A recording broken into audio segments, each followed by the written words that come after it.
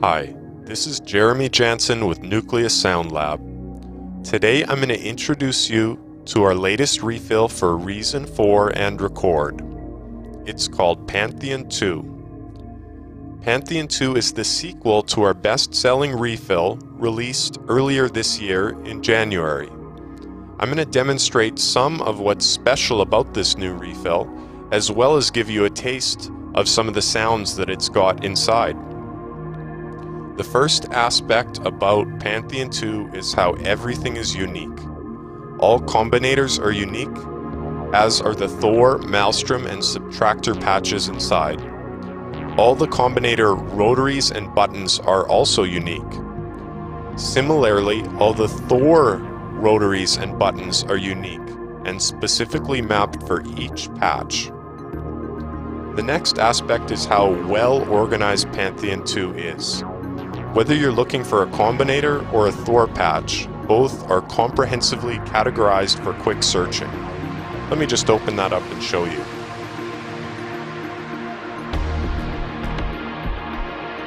So you can see here we're in the combinators, and there's 14 different folders inside. And then if we open up the Thor patches, there's 12 different folders inside as well. So it's really easy to find the sound that you need for your track.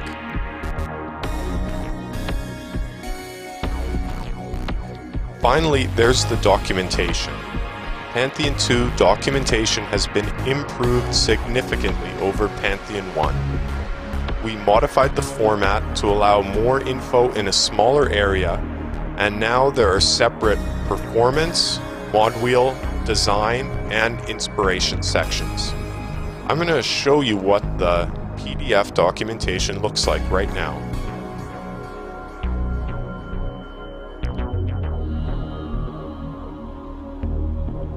So here's what an average patch documentation looks like. We've got the patch name, category, patch creator, then we've got some performance notes on how to best use the patch, what the mod wheel does in the patch, design notes on how the patch was created, and inspiration notes on why the patch was created. So the documentation is extremely comprehensive. It's 120 pages long. Every patch is documented. And now that might seem like just a mess of text that might not be easily usable for you. Now it's easier than ever to navigate the documentation since we've added PDF bookmarks. They're fully categorized and pointing to each individual patch. So if you're looking for the 16th Dream patch in the bass sequences,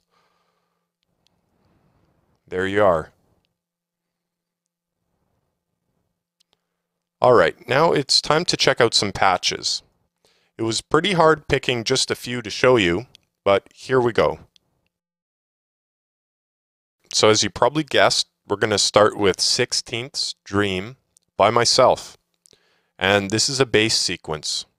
The bass sequence uses the Thor step sequencer, not a matrix sequencer. And that means that you can play it on your keyboard and the sequence will start at whatever root note you play. So if I play C3 here, the sequence will start.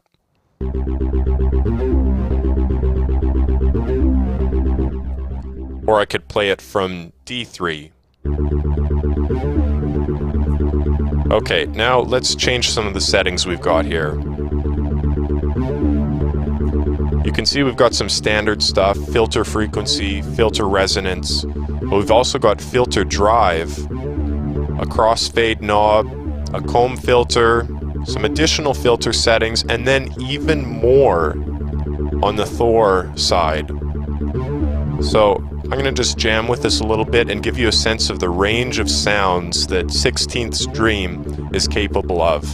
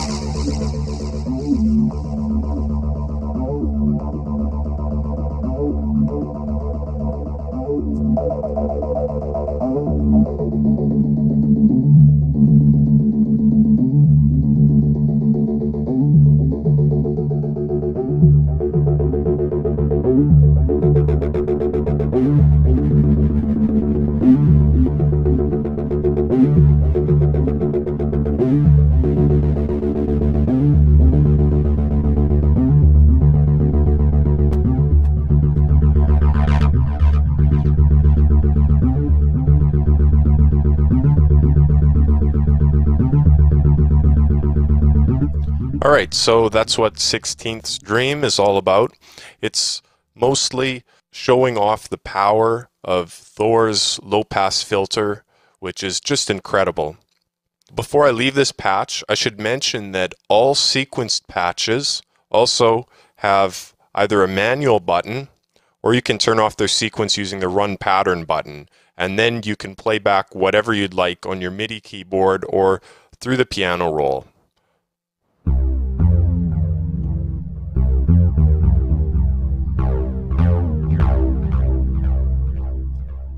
So never feel like you're stuck with a sequence just because the patch contains one. This patch is called Forgiveness, and it's by Adam Fielding.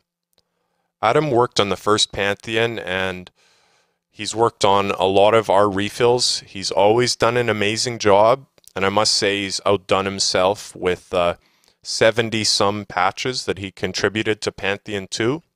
So let's check out Forgiveness. It's a melodic sequence.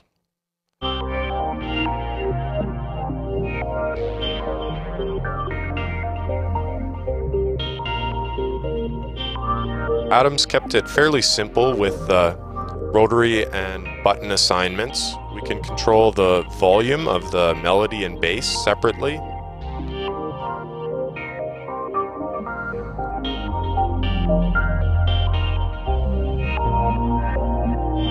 Our reverb mix.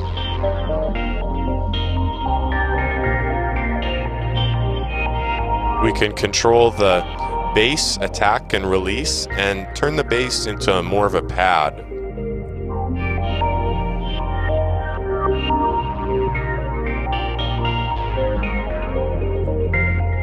Then we've got some additional settings. As I said before, this obviously can be played back in manual play mode. And then some Thor settings as well. And once again, this patch is created using the Thor step sequencer. So by playing different MIDI notes on my keyboard, I can pitch the entire sequence, and I'll do that right now and create a simple chord progression.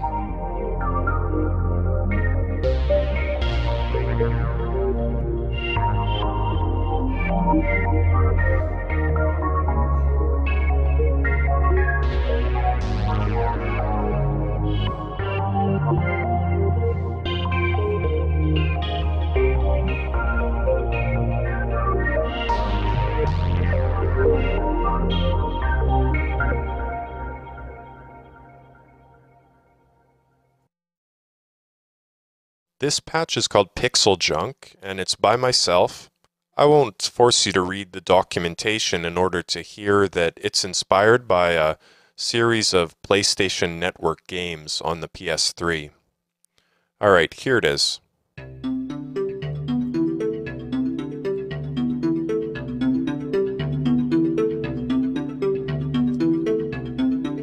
So the first control we've got is a filter morph knob.